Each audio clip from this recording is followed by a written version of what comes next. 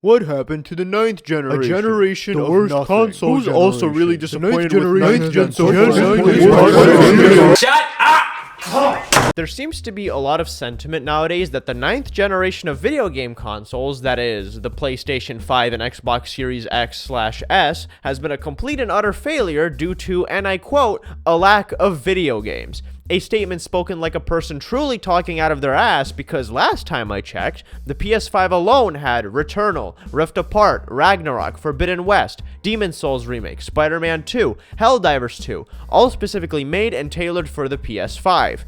And let's look at the Series X: Starfield, Forza Horizon 5, Forza Motorsport 8, Flight Simulator 2020, Hellblade 2, Halo Infinite. So, contrary to popular belief, there are plenty of games on the new console generations. But these people aren't upset about the amount of games, they're upset that a lot of these games are available on other platforms as well. Oh, well, the new PlayStation barely has any exclusives because they all get ported to PC. Shut the fuck up, bro. I mean, from a corporate perspective, exclusives make perfect sense because you're making a game, you're locking it to your platform so that if people want to play the game, they have to buy your particular platform and therefore you sell more units. But from a consumer perspective, there's literally no good argument to defend this practice. I absolutely hate this attitude of wanting video games to only be available on your particular console and nowhere else, because it reminds me of how I felt about a certain exclusive a few years ago. You see, over the years, I would constantly hear the internet praise the game The Last of Us. Everybody would say how this was the ultimate masterpiece, a champion in storytelling and character development, an incredible journey that everybody needed to experience because it will blow you away with how amazing it is. People acted like this game was basically the Mona Lisa of gaming, okay? And so I was sitting here like, well, how do I actually try out this alleged masterpiece? And was shocked to find out that it was only available on the PlayStation.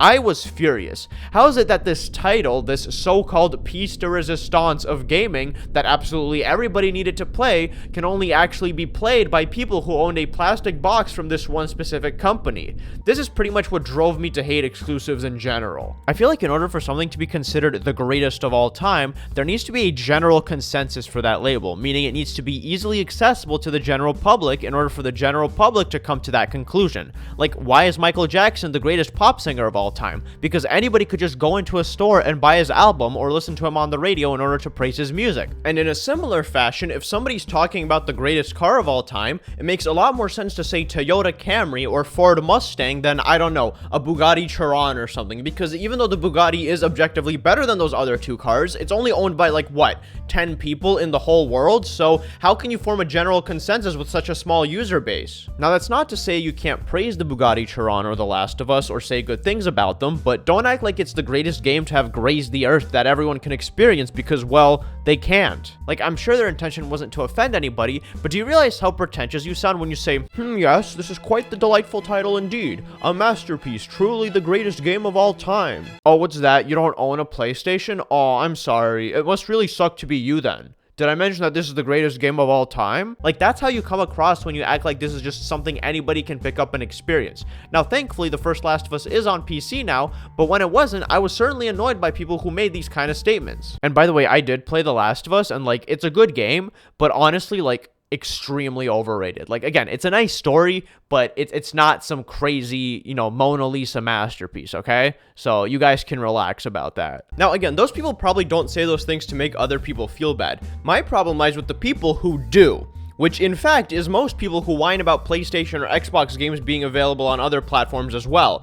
The only reason these people want exclusives is because they get a feeling of moral superiority from being able to play a game that others can't because they don't have their console. Like, they will literally sit there playing Uncharted or whatever and be like, haha, I'm such an elite alpha male because I can play this game and you can't because you don't have a PlayStation. It's the stupidest bullshit ever. Like, are you there to enjoy the game or just look down on others? Do you even realize just how shallow and elitist that is? Now, I have seen some people defend exclusives by saying that they breed competition because console manufacturers will try to fund better exclusives than their rival, but there's two problems with that theory. First of all, good games are created not with crazy budgets. I mean, sure, having lots of money can get you better actors or better graphics, but ultimately, a good game is created with good direction and a good artistic vision. I mean, for crying out loud, Minecraft started off as an indie game, but now it's the best-selling title of all time.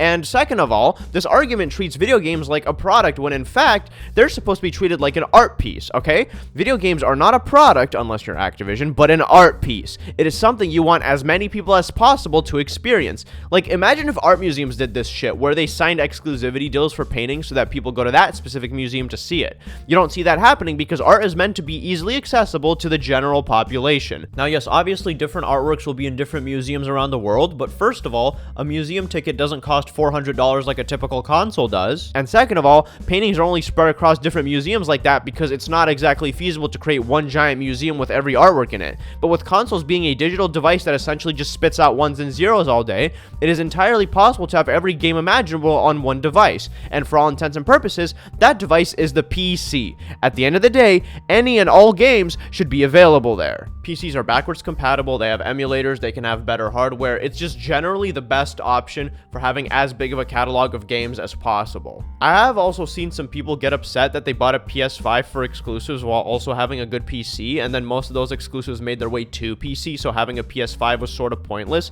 And while I get the frustration, I honestly don't feel the same way about the PS4 I bought a couple years ago, also to play some exclusives, because even though most of those games are on PC now, I'm just happy I got to experience it ahead of time and not wait for a PC release. So I feel like people should have that kind of attitude when approaching this. Another major issue with exclusives that people overlook a lot, and thankfully it is pretty rare, but if a game comes out as an exclusive and that console loses support over time due to servers shutting down or a lack of backwards compatibility, that game would pretty much be stuck on that console until somebody makes an emulator. Biggest example of this is Metal Gear Solid 4, which hopefully will be released in Volume 2 of the Metal Gear Solid collection, but at the present moment is only available on the PlayStation 3 and cannot be easily emulated. And yes, eventually somebody will figure out a way to easily emulate it, but emulators are a passion project with slow development cycles, which means it could take 5, 10, 15 years, a very long amount of time, which is why official ports are always the better solution. Ultimately, people need to realize that the point of a console is to be a cheaper, more convenient alternative to PC gaming. It's not meant to have more games than PC, it's not meant to have better games than PC. It's just meant to be easier to afford than a PC and not come with all the driver and peripheral hassle that a PC comes with. It's also slightly more portable, so there's that too. It's about the practicality, not the quality, and that's why people should buy them. And whether you prefer the plastic box from Sony or Microsoft should only be a matter of personal preference. Now, there is one player that I haven't addressed, and that of course would be mobile gaming.